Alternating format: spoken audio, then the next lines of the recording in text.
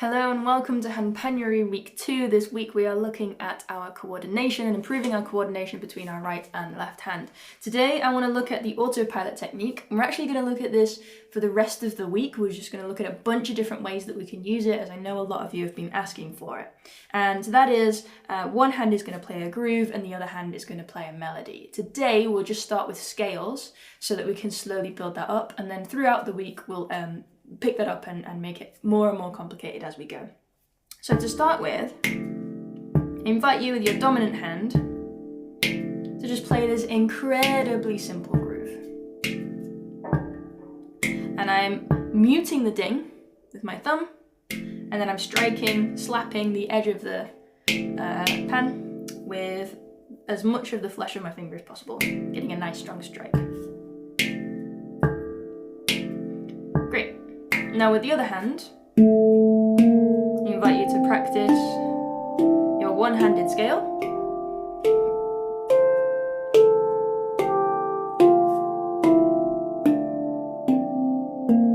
And then once you've got that, I want you to do both of those things at the same time.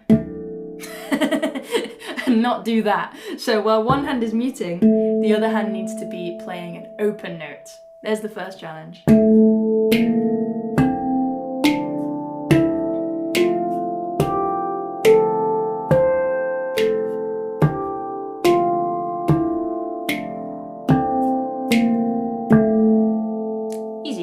Make sure that you always swap hands when you're trying these exercises as well. So your non-dominant hand can play the groove, and your dominant hand can play the scale.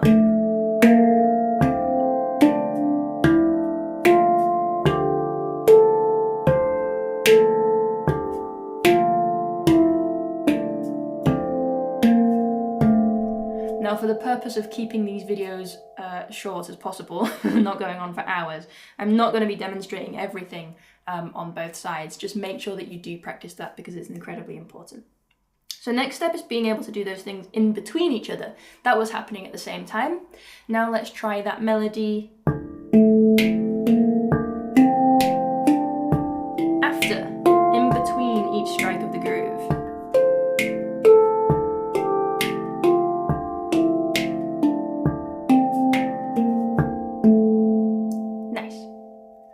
Next step, let's see if we can play 2 strikes of each note while keeping this groove, like this.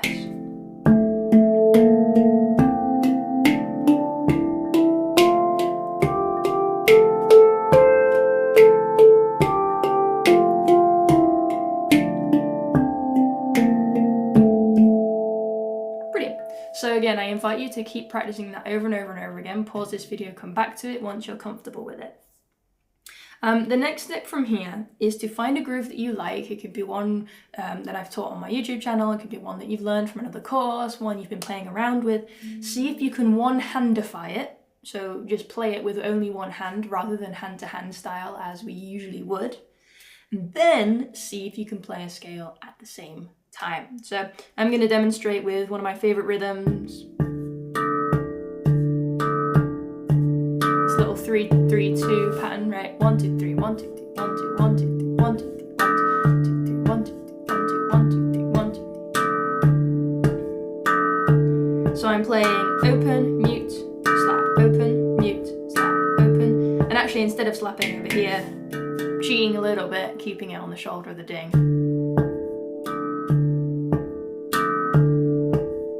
And then the scale. Dun, dun,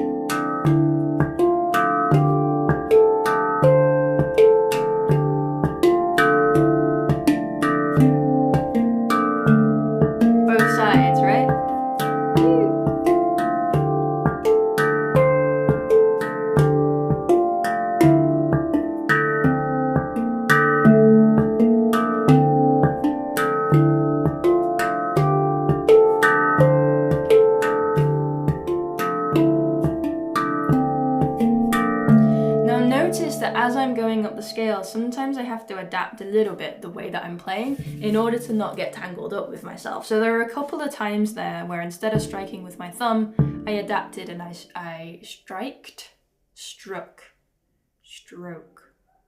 I did strike with my finger instead of my thumb. So don't be afraid to adapt and to, you know, I always teach no chicken wings allowed, but in certain situations it has to happen in order to achieve what it is you're trying to achieve. You know, as we start to level up to this more advanced level, to this more intermediate level, we have to start breaking some rules, right? So as I'm teaching you as a beginner, I lay down a lot of foundational rules to help you kind of advance quickly and figure out how to make beautiful sounds very quickly. But then as you surpass that, then it's time to start breaking those rules so that you can find new things. So I really encourage you to take this idea, find a groove that you like and get creative with it, right? And then that's gonna get you ready for the next stage tomorrow for this Autopilot skills week. All right, cool, enjoy that one and I'll see you tomorrow.